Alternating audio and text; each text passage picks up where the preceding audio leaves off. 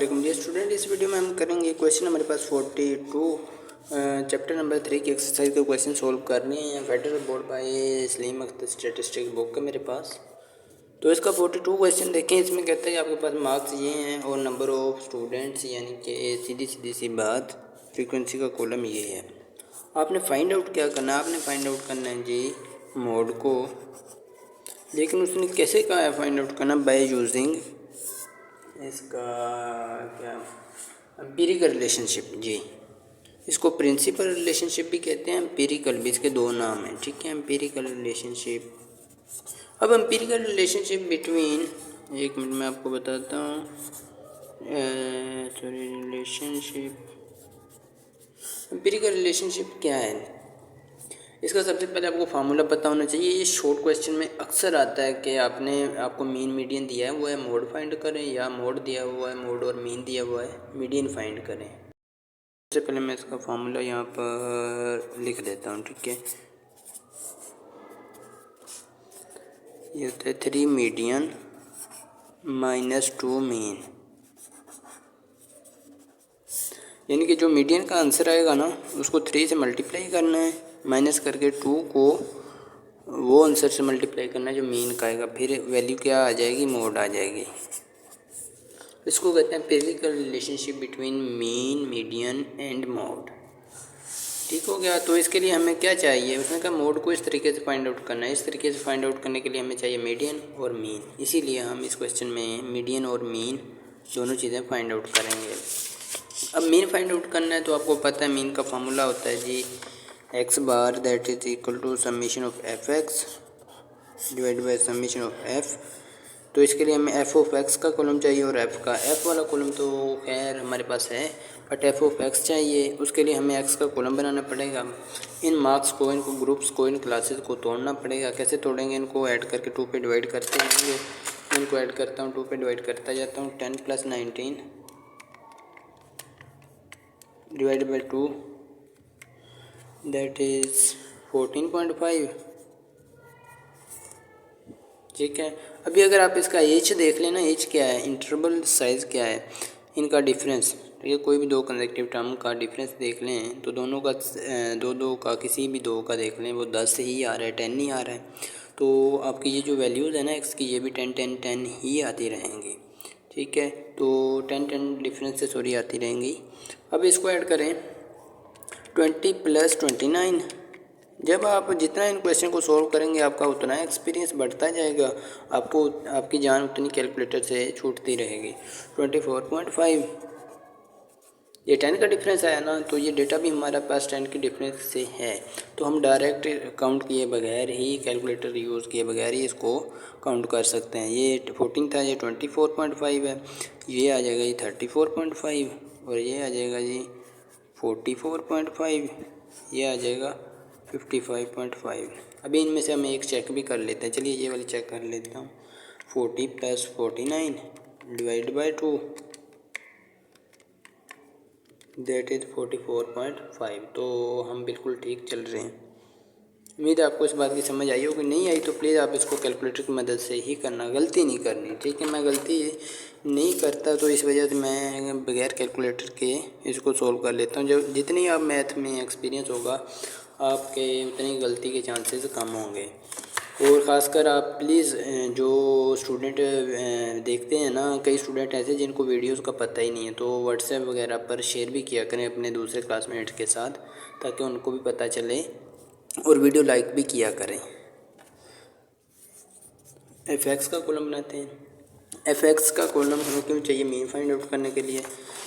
कैसे बनाएंगे? एफ़ वाली वैल्यू को एक्स वाली वैल्यू से मल्टीप्लाई करते जाएंगे। जिस तरह 5 को 14.5 से मल्टीप्लाई करूँगा, दैट इज़ मेरे पास आ रही है 72.5, ठीक है। आगे है हमारे पास ये 25 को मल्टीप्लाई करूँगा 24.5 से, दैट इज़ मेरे पास आ रही है 612.5, और इसी तरह 40 मल्टीप्लाई बाय 34.5 दैट इज़ 1380 आ रही है, ठीक है। तो नेक्स्ट है मेरे पास जी 20 मल्टीप्लाई बाय 44.5 और ये मेरे पास आ रही है 890। ठीक है, तो नेक्स्ट है 10 को इससे मल्टीप्लाई करेंगे तो 555 आ जाएगा, क्योंकि आपका जो ये है ना डेसिमल पॉइंट, ये मूव कर जाएगा साइड को। ठीक है, राइट साइड को। अब आ जाते हैं जी, इस सारे का भी सम ले लेते हैं, वाला कॉलम का भी लेना है। चलिए दोनों का सम ले लेते हैं। मैं ले लेता हूँ 5 + 25 + 40 + 20 + 10, दैट इज़ मेरा आ रहा है जी 100। अब इस वाले का ले लेते हैं। हमें एक्स वाले की ज़रूरत नहीं है, तो इसकी जगह मैं बार लगा देता हूँ ताकि पता चल जाए हमें ये कॉलम के सम की ज़रूरत नहीं है। ये वाला लेते हैं 72.5 + 612.5 + 1380 + 890 + 555, दैट इज़ मेरा आ रहा है 36, ये देख लें ज़रा 3510, क्योंकि 3510 आ रहा है। उम्मीद है आप लोगों का भी यही आ रहा होगा। मैं इसको नेक्स्ट पेज पर सोल्व कर लेता हूँ। ठीक है, यहाँ पर हम मीन के फार्मूला में वैल्यू पुट जहाँ मर्जी कर लें। चलिए यहाँ पर ही मैं कर देता हूँ ताकि summation of f x that is मेरा आ रहा है 55.5 और ये ठीक है, देख ये आना था, सॉरी 54.5 आना था, ऐसे ही है ना। मुझे लगता है यहाँ पर गलती भी है। शुक्र मैंने अभी देख लिया, वरना आपने कहना था सर आपने क्वेश्चन गलत किया है, हमने सारी वीडियो देख ली तो गलत है। अभी ये 55 लिखा था, तो इसकी जगह मैं लिख लेता हूँ 545। ठीक है, तो ये मेरा आ रहा है 3500। इसको मैं यहाँ पर सोल्व भी कर लेता हूँ ताकि क्लियर हो जाए। चलिए इसको हम वैसे यूज़ करेंगे, मैं यहाँ पर कर लेता हूँ। ठीक है, summation of f x divide by summation of f that is equal to x bar summation of f x हमारा है 3500 एंड सम ऑफ एफ है 100। ये 100 इन 2 0 से कैंसिल हो जाएगा, तो मीन का आंसर आ गया जी हमारे पास, वेरी सिंपल 35। तो मीडियन का भी फाइंड आउट करते हैं। मीडियन के लिए हमें क्या चाहिए होता है, जिस तरह हर क्वेश्चन में करते हैं, हमें एक सी बी चाहिए, दूसरा सी एफ। सी बी अभी देख लें, ये बनी बनाई हमारे पास है, ये आप चेक करें, खुद चेक किया करें ताकि पता चले आपको ये बनी बनाई है या बनानी पड़ेगी। ये 10 है 19 है, यहाँ पर देखें डिफरेंस आ रहा है। अगर 19 यहाँ पर है ना, तो यहाँ पर भी 19 होता तो हमने कहना था ये सी बी है। जिस तरह यहाँ 29 है, यहाँ पर भी 29 होता, तो इसका मतलब ये सी बी वाला कॉलम नहीं है, हमें सी बी बनाना पड़ेगी। सी बी के लिए हम एच लेते हैं। एच मीन्स कोई भी दो कंसेक्टिव टर्म का डिफरेंस ले लें, यहाँ से ले लें, यहाँ से ले लें, यहाँ से ले लें, जहाँ से मर्जी, बट एफ़ वाले कॉलम से नहीं ले लेना। ठीक है, किसी भी दो टर्म का डिफरेंस ले लें या एक्स वाले किसी दो टर्म का डिफरेंस ले लें, तब भी एच आ जाएगा। मैं ले लेता हूँ, देखें ये 34.5 माइनस 24.5 करेंगे तो आपका एच आ जाएगा, दैट इज़ 10। ठीक, किसी भी दो कंसेक्टिव टर्म का डिफरेंस लेंगे 10 ही आएगा। अब उसके बाद हमें चाहिए h/2। 10 को 2 पे डिवाइड करेंगे तो 5 आ जाएगा, यही हमें चाहिए था।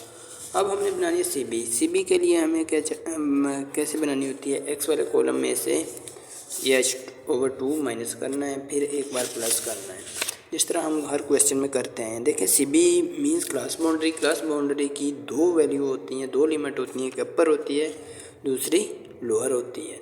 यहाँ पर लोअर आएगी, यहाँ पर अपर आएगी। तो लोअर के लिए हम माइनस करते हैं, इनके कम करने के लिए हम माइनस करते हैं, और अपर के लिए ऐड करते हैं। अब 14.5 में से ये 5 माइनस करेंगे h/2 वाला, तो ये मैंने एक बार करके दिखा देता हूँ आपको। 14.5 माइनस 5 करेंगे तो आपका आ जाएगा जी ये 19.5 और इसी तरह इसमें ऐड करेंगे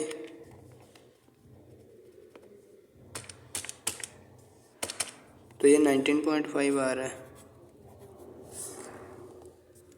जब माइनस किया तो लोअर लिमिट आ गई, लोअर क्लास बाउंड्री आ गई। जब प्लस किया तो अपर आ गई। ये देखो मैं इसको अलग भी कर देता हूँ। ठीक हो गया जी। अब इसी तरह 24.5 में से आपने 5 को माइनस करना है। 24.5 में से मैं माइनस कर लेता हूँ। दैट इज़ आ रहा है मेरे पास 19.5। अभी इसमें मैं ऐड करता हूँ। ऐड करने से देखते हैं कितना आएगा जी। ये आ रहा है 29.5। अभी यहाँ तक चेक कर लें आपकी सीबी ठीक बन रही है। ये वाली वैल्यू सेम आ रही है तो इसका मतलब आप बिल्कुल ठीक चल रहे हैं। तो अगली वैल्यूज़ के लिए आपको ये बार बार काउंट करनी नहीं पड़ेगी। आप ये वाली वैल्यू डायरेक्ट यहाँ पर लिख सकते हैं। अगर आपको श्योरिटी है, आपको अपने आप पे यकीन है ना, जब आप बार बार स्टेटिस्टिक को करेंगे तो आपको अपने आप पर यकीन आ जाएगा कि मैं बिल्कुल ठीक कर रहा हूँ। तो जब इसमें ऐड करेंगे 34.5 में 5 ऐड किए तो 39.5 आ जाएगा। 44 में से माइनस करेंगे तो 39.5। जब ऐड करेंगे तो ये 49.5 आ जाएगा। देखिए अब आप ज़बानी भी कर सकते हैं। जब बार बार क्वेश्चन को करेंगे तो आपको ज़बानी आ जाएगा। ठीक है। जितना आप कैलकुलेटर कम यूज़ करेंगे आपको आपका टाइम उतना ही मैनेज हो जाएगा। अभी मैं इसको अलग कर लेता हूँ। ये पेज थोड़ा सा डाइटी हुआ है तो डोंट वरी, आपको क्लियर नज़र आ रहा होगा। मैं फिर भी मोटा मोटा लिख रहा हूँ। अब हमें चाहिए सी एफ वाला कॉलम। सी एफ वाला कॉलम कैसे बनाते हैं मैंने आपको ऑलरेडी बताया था। पहली फ्रीक्वेंसी वैसे लिख लेते हैं, 5 है। ठीक है। अगली इसमें ऐड करते हैं 5 + 25 दैट इज़ 30। फिर आ गया 40। ये इसमें ऐड करते हैं 13 + 40 कितने होते हैं 70। अब बार बार आपको ये ऐड करने की ज़रूरत नहीं है, मैंने आपको समझाने के लिए ऐड किया है। ठीक है। 70 में नेक्स्ट वाली ऐड करेंगे 20, 90 हो जाएगा। 90 में ये 10 ऐड करेंगे तो 100। ये 100 इसके बराबर है। तो हमारी सी बी बिल्कुल सी एफ बिल्कुल ठीक है, करेक्ट है। चलिए अब आगे चलते हैं, मीडियन फाइंड आउट करते हैं। मीडियन फाइंड आउट करने के लिए इसका सबसे पहले हमें ग्रुप बनाना पड़ेगा। ग्रुप कौन सा है मीडियन का ये देखते हैं। ग्रुप कैसे बनाते हैं, हम पहले हर क्वेश्चन में बनाते हैं n/2 वाला ग्रुप होगा। n क्या सिग्मा एफ के बराबर है। ये बात मैंने ऑलरेडी क्वेश्चन नंबर 31 में बड़ी क्लियरली बता दी है। अरिथमेटिक में इन पर मैंने एक लेक्चर दिया था, उसमें मैंने ये बहुत क्लियरली आपको बातें ये सारी क्लियर कर दी हैं। n/2 करते हैं। n क्या है, सिग्मा एफ होता है। ये मैंने क्वेश्चन 31 में बता दिया है। तो ये 100 है, डिवाइड 2 पे करता हूँ तो 50 आता है। इसका मतलब 50 नंबर ग्रुप है।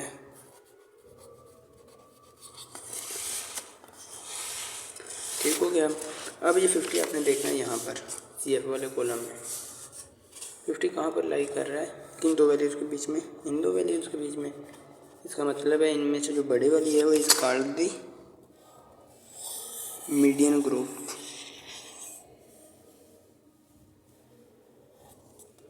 आपने पेपर में भी लाइन लगा देनी है। इसका ये नहीं है कि नंबर कटेंगे, डोंट वरी, क्योंकि इसको मॉडल ग्रुप ही मैं कहता हूँ। मॉडल कह दिया, ये मीडियन ग्रुप है, मॉडल नहीं है। ठीक है,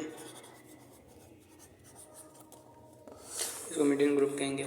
और इसमें ये वैल्यूज़ क्या क्या हैं ये मैं यहाँ पर पहले फार्मूला लिखता हूँ। मीडियन को एक्स टिल्डी से भी रिप्रेजेंट करते हैं, आप सिंपल मीडियन ऑफ एक्स भी लिख सकते हैं। ठीक है। That is equal to L/H/F into N/2 - C।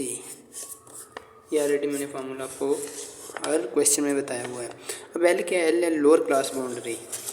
इसी ग्रुप में जो लोअर क्लास बाउंड्री वो क्या है, ये अपर है। अपर बड़ी होती है, लोअर छोटी होती है। ये लोअर क्लास बाउंड्री है। और H है जी, वो आपने ऑलरेडी काउंट कर लिया, दैट इज़ 10। आप यहाँ से भी काउंट कर सकते हैं, दो वैल्यूज़ का डिफरेंस ले लें या ऐसे भी ले लें तब भी सेम आएगा। H 10 हो गया। F है इसी फ्रीक्वेंसी की 40 इसी ग्रुप की। और N/2 हमने ऑलरेडी कर लिया, दैट इज़ 50 आया है।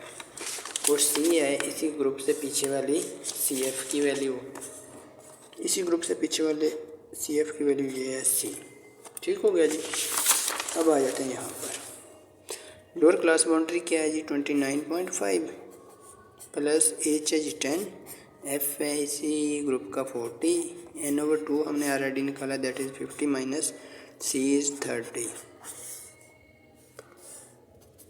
29.5 प्लस 10/40, ये 0 से कैंसिल आउट कर दें। 50 में से 30 माइनस करेंगे तो 20 रह जाएगा। अभी यहाँ पर 1 है, यहाँ पर 4 है, तो हम यहाँ पर पुटअप करते हैं 29.5 प्लस, आपको क्लियर नज़र आ रहा है? मैं ज़रा क्लियर कर लेता हूँ, एक मिनट। यहाँ पर वो क्लियर नज़र आएगा। ठीक हो गया जी। ये प्लस 1/4 मल्टीप्लाई बाय 20।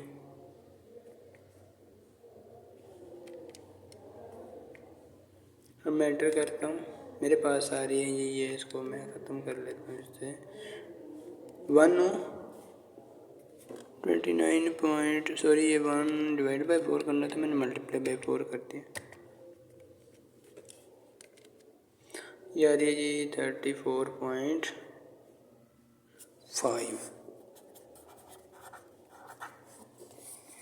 ये आ गई हमारी मीडियन की वैल्यू। ठीक हो गया जी। अब यहाँ पर पुटअप करते हैं, ये मीडियन की वैल्यू क्या आई 34.5 और मीन की है जी 35।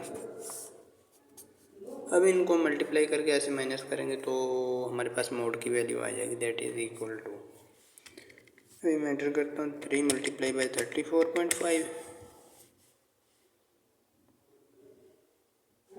ठीक है, माइनस 2 मल्टीप्लाई बाय 35। ये आ रहा है मेरा 33.5। उम्मीद है आप लोगों का भी यही आ रहा होगा 33.5।